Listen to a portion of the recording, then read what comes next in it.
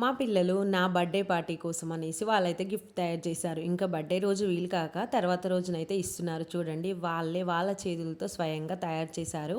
ఇదైతే చిన్నమ్మాయి.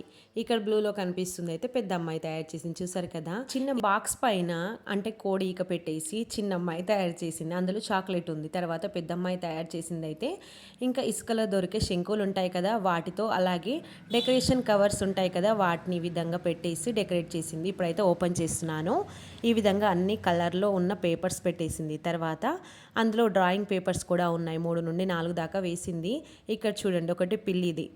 తర్వాత శివుడిది కూడా వేసింది. ఆ తర్వాత ఇంకా స్టార్స్ అలాగే చందమామని కూడా వేసింది. చాలా బాగున్నాయి అవన్నీ. మీకు చూపిస్తున్నాను చూడండి శివది ఎంత బాగుందో. అలాగే ఇక్కడ చూపిస్తుంది అయితే చందమామ అలాగే స్టార్ చుక్కలు కూడా వేసింది.